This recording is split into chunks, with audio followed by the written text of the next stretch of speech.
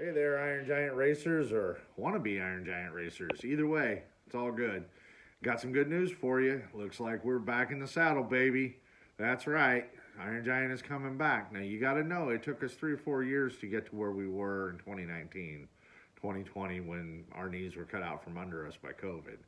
Shut us down. Well, it's hard to bring it back.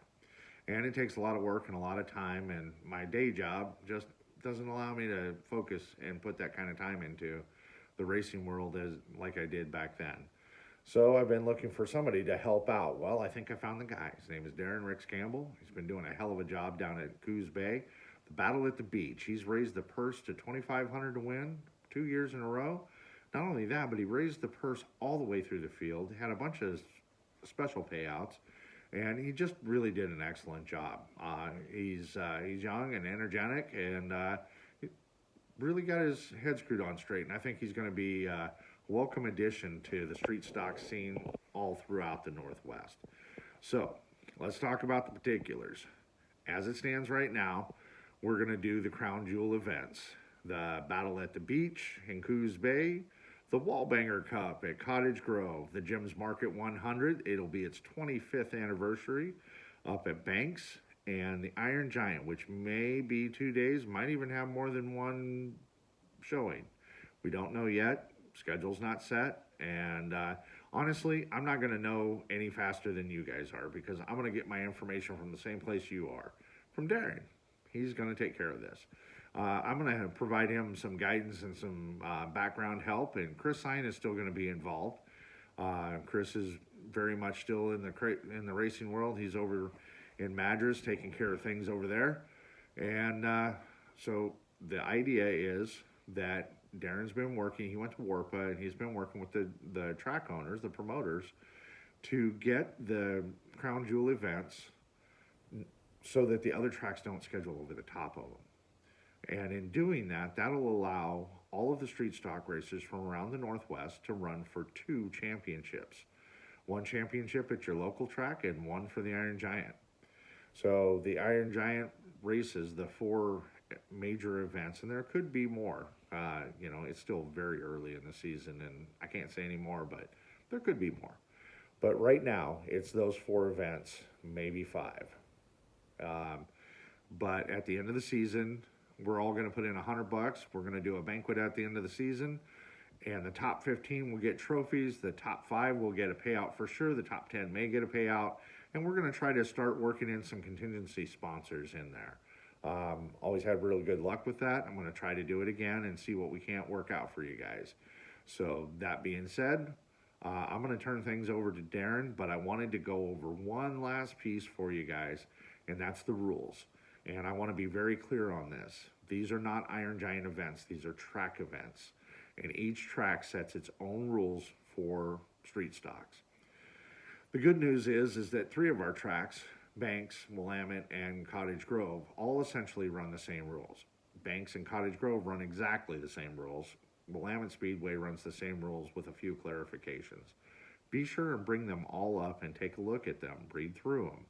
You'd be amazed at how many street stock drivers and others from around the Northwest think they know the rules, and they don't. They really don't. Coos Bay guys, you guys are a special breed because your rules are slightly different than the majority of the tracks around the Northwest. You guys are 200 pounds lighter. You can run race transmissions, and you can adjust your trailing arms. So for those of us who don't race at Coos Bay normally, when we go there, we can take off a couple 100 pounds. We can adjust our trailing arms if we have the ability to adjust them. And if we so desire, we can pull out the OEM transmission and put in a race transmission, because that'll make you faster. For you guys coming from Coos Bay out to the other tracks, be aware. If you're running a race transmission, I totally understand it. I know why you're doing it, but it does preclude you from being able to run at these other tracks. And you got to know that that's an issue. So as you're building your car this winter, if your desire is to run Coos Bay only, that's great. Run a race transmission. If you want to run these other tracks, you're going to want to think about putting in another transmission. And when you scale your car, you're going to want to scale it at 3,100 pounds, and then again at 33, so you know how much weight to add later in the season when you go run these big events. The last thing is, don't forget to move your trailing arms up. That's a big deal for these tracks. So don't forget. So that's the difference in the rules between the 4 tracks. Now, there are Madras guys and St. Helens guys and Elma guys, or Grays Harbor, Grays Harbor guys. And hell, there's even pavement guys out there that think about coming and running with us. And the more the merrier. You guys are all welcome, but you have to meet the track rules. Madras guys, you know that your sportsman class, there's a few of you out there that definitely qualify as street stocks. Don Croy and others, you know, you can come run with us. There's other guys out there that are 3-link and have done some major changes to their car, and just be aware that it would suck to drive that far and get disqualified or not be allowed to race. So make sure you meet the rules, but we would love to have you, everybody. And this goes all the way to our street stock driver friends up on the Canadian border, all the way to our California friends. If you guys want to come, every one of these races is at least $1,000 to win, I believe. So probably worth the drive. Maybe not. It's up to you. But we would love to have you, and we'd love to race with you. So that's really good news. I want you guys to welcome Darren and be open to him, and realize that his job is to keep track of your points throughout the year and help raise funds for the races, and to help promote and make sure you guys get there and help get fans there. I need your guys' help too. This is the 25th anniversary of the Jim's Market. Let's help make it big. If you know of a sponsor in the Forest Grove, Hillsborough area that might be able to help out and make that a bigger race, let's get on it. And if you've got a car sitting in the woods and you want to drag it out just for these Iron Giant events, or actually I should say track events, they're just going to be, the points are going to be cut by the Iron Giants.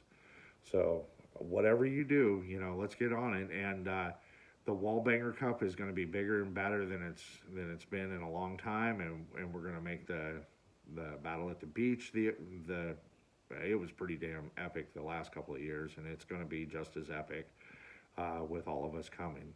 Nothing like, you know, going out and run. And you pure stocks and hobby stock guys, don't be afraid to run with, everybody talks about the street stocks being so much bigger, badder, and faster. I got to tell you, our championship was won by a pure stock. Don't be afraid to run with us.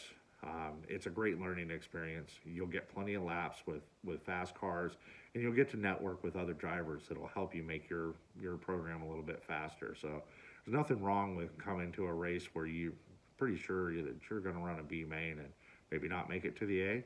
But I can also tell you that most of our A mains were not the cars you expected to be in the A main, and many of our B mains look like the who's who of who should be winning every street stock race in the Northwest. It happens. So, you know, there's always the shot. Come join us. It'll be fun. It'll be epic, and we're going to have a great time. I'm going to turn it over to Darren. Y'all have fun. I got to get my car done.